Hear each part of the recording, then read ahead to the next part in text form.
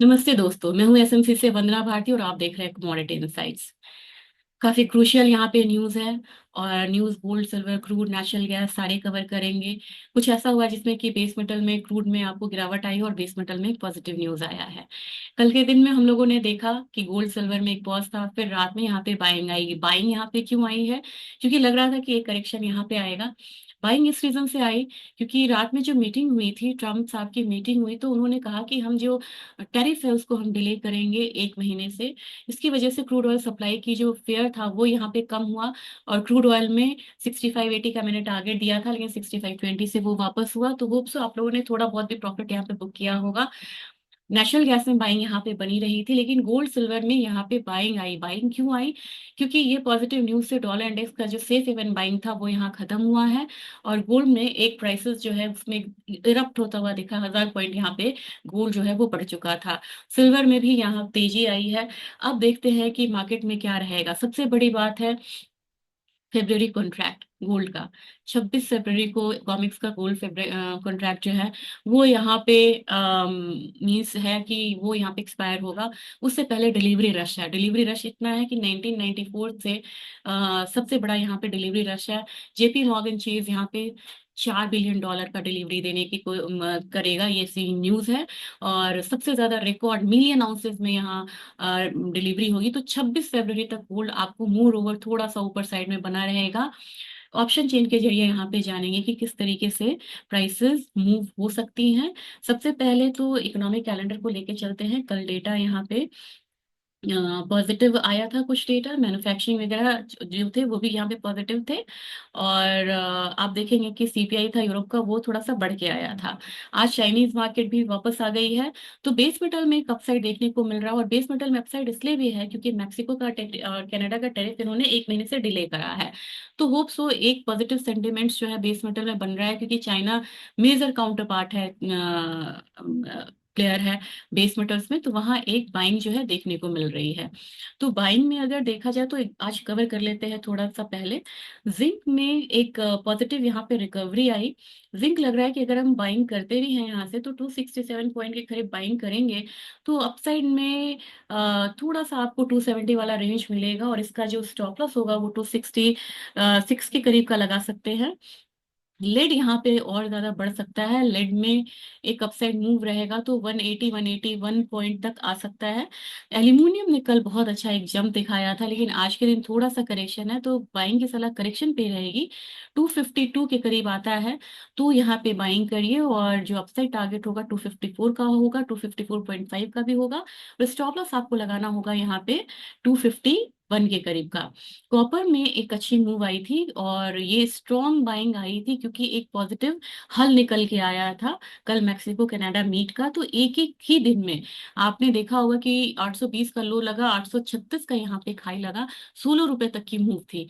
आज के दिन भी बाइंग कंटिन्यू रहती है तो 842 तक एक जो बाइंग रेंज है वो यहाँ पे बना रहेगा। बाइंग कर सकते हैं with stop loss of 836.5। Crude oil की बात करेंगे तो क्रूड ऑयल ने कल एक हायर साइड लगा के और नीचे की तरफ एक मूव दिखाया है। और वो मूव दिखाया है तो मुझे लग रहा है कि आज के दिन थोड़ा सा स्टेबल हो सकता है 6280 के करीब। इससे नीचे आता है तो फिर मुझे लग रहा है प्राइसेस एक बार 6225 तक आ सकता है। तो प्लीज क्रूड को वॉच करिएगा। करेक्शन डीप होता है तो मेरे ख्याल से 6225 तक भी ये कमोडिटी देख सकती है। अकॉर्डिंगली अपोजिशन को आप कैप करिएगा, टैकल करिएगा। नेचुरल गैस में एक अपसाइड मूव थी। मैंने नेचुरल गैस में 250 254 पे बोला था बाइंग के लिए कि इतने करेक्शन आता है तो वहां से आप बाइंग रिज्यूम करिए। एक पोजिशनल कॉल है। 260 के करीब इसने एक डाउनसाइड दिखाया था, मुझे याद है, जहाँ की 259.8 वहां से एक रिवर्सल था और उसने अच्छा बाइंग दिया। कल के दिन में मेरी बाइंग की ही सलाह थी कि 302 तक प्राइसेस आएगा।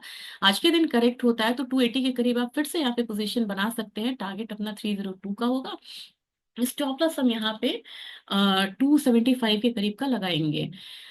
और अब बात आती है गोल्ड और सिल्वर की। गोल्ड सिल्वर की बात आती है तो अगेन एक बार आईएनआर देखें। कल आरबीआई के इंटरवेंशन के बाद भी आईएनआर में बहुत ज्यादा फर्क नहीं पड़ा। आरबीआई इंटरवीन किया, नीचे की तरफ आया, लेकिन फिर आज जो है डिप्रिशिएशन साइड है वो कंटिन्यू है। तो मेरे ख्याल से इसमें हमें चलना चाहिए इसको कंसिडर करके। डॉलर इंडेक्स ने कल एक डाउनसाइड दिखाया जिसकी वजह से एक स्पाइक आया था गोल्ड में। आज डॉलर इंडेक्स ऊपर है। और जो गोल्ड की मार्केट है, चाहे वो स्पॉट मार्केट हो यहाँ पे चाहे स्पॉट मार्केट हो या फ्यूचर्स मार्केट हो, हर जगह हम लोग एक सेलिंग साइड आता हुआ देख रहे हैं। ये सेलिंग हम इसे बहुत ज्यादा नहीं बोलेंगे। और सेलिंग जब मैं बोलती हूँ तो मैंने ये बार बार एक डिस्क्लेमर ही दिया हुआ है यहाँ पे कि गोल्ड में बहुत ज्यादा सेलिंग नहीं आएगी। मैं गोल्ड में बिल्कुल बेयरिश नहीं हूँ। मैंने 2755 बोला था, इस पे मैं कायम रहना चाहती हूँ। 2770 तक एक डाउन साइड लगाएगा और नेक्स्ट 2740 50 का लगाएगा। लेकिन इस पे टाइम पीरियड डिसाइड करना बहुत मुश्किल है, जबकि ट्रम्प के नए नए स्टेटमेंट्स आ रहे हैं। तो आज के दिन थोड़ा करेक्शन हो सकता है, करेक्शन ज्यादा डीप है फ्यूचर्स में। मार्केट यहाँ पे 2830 तक आ सकती है। और रही बात सिल्वर की, तो सिल्वर में भी आप यहाँ पे देख रहे हैं कि एक डाउन साइड आ रहा है। प्राइसेस नीचे की तरफ $31.7 की तरफ आ सकता है। अपने बाजार में आप करेक्शन साइड में रहिए, क्योंकि अपना रुपी डिप्रिशिएट हो रहा है। तो अगेन यहाँ पे बहुत ज्यादा डाउन साइड मूव नहीं है। 82,500 तक नीचे करेक्ट हो सकता है प्राइस। इससे ज्यादा करेक्शन नहीं है। रही बात सिल्वर की, तो सिल्वर में बहुत डाउन साइड आएगा तो भी 92,800 से लेके 93,200 का एक रेंज रहेगा। तो एक रेंज में यहाँ पे करेक्शन आ सकता है सिल्वर में। अब आपको ये डिसाइड करना है कि गोल्ड और सिल्वर में वीक कौन है, स्ट्रांग कौन है। तो अभी भी गोल्ड यहाँ पे ज्यादा स्ट्रांग बना है। और ये मैं आपको दिखाना चाहती हूँ ऑप्शन चेन के जरिए। यहाँ पे मैंने ले लिया यहाँ पे गोल्ड। मोड़ ले लिया। यहाँ पे सीधा सीधा चलते हैं और आप एक देख लीजिए कि फ्यूचर्स का जो फॉरवर्ड कॉन्ट्रैक्ट है ये कितने मतलब कि प्रीमियम पे ट्रेड हो रहा है। 28, 21, 28, 31, 28, 43। मतलब इस तरीके से जो प्रीमियम है वो बढ़ता चला जा रहा है। और जो लास्ट कॉन्ट्रैक्ट है वो 2938 दिखा रहा है, यानी कि अभी से ही जो दिसंबर कॉन्ट्रैक्ट है वो नियर 3000 दिखा रहा है। तो हम अगर इसको फॉलो करते हैं तो मुझे लग रहा है प्राइसेस जो है वो अपसाइड फिलहाल फिलहाल तो इनफैक्ट रहेगा, जब तक 6 महीने पता नहीं चले कि ट्रम्प की पॉलिसीज क्या होती है। अब यहाँ पे ऑप्शन कोड में जाएंगे। यहाँ से आप इसको डेली कर दीजिए और नियर द मनी में आप 50 स्ट्राइक्स ले लीजिए। अब चलते हैं ऑप्शन चेन की तरफ। इसमें अगर आप देखेंगे ना, ये कॉल साइड है, ये ध्यान रखिएगा, कॉल है, ये वॉल्यूम है, ये ओपन इंटरेस्ट है। इसमें जैसे ही आप जाएंगे तो आपको अपसाइड में अपना 2845 के करीब गोल्ड चल रहा है। तो उसके बाद वाला हम देखते हैं। 2845 ये रहा। 2850 पे ही बहुत ज्यादा ओवाई खड़ा है। तो आज देखते हैं 2850 को मान के ये नीचे आता है या नहीं। ये एक स्टडी करने वाली बात है, इनफैक्ट आप भी कर सकते हैं। इसके बाद जो मेजर यहाँ पे वही खड़ा है, ये आपको है 2875। यानी कि ये हमारा एक बार रेजिस्टेंस जोन जो है वो बनने की तैयारी कर रहा है। हर 25-25 डॉलर पे आपको वही खड़ा है, इस बात को ध्यान में रखना होगा। लेकिन इसके बाद सबसे ज्यादा जो वही खड़ा है वो आपको आश्चर्य होगा, और जिसकी हम बात करते हैं ये है 3500 का। जो मेजर रिवर्सल है गोल्ड का वो $3000 के करीब हो सकता है, अगर इसने यहाँ पे कोई भी ज्यादा करेक्शन नहीं दिखाया। 2900 के करीब अगर ये रिवर्सल नहीं लेता है तो आप मान के चलिए सीधा सीधा ये एक बारी 2880 से लेके 2980 से लेके 3000 वाले स्ट्राइक्स पे चलेगा। अच्छा, ये तो कॉल साइड हुआ कि अपसाइड कितना हो सकता है। डाउन साइड में अगर हम बात करेंगे तो डाउन साइड में 2845 हमारा चल रहा है, उसके करीब ही चलते हैं।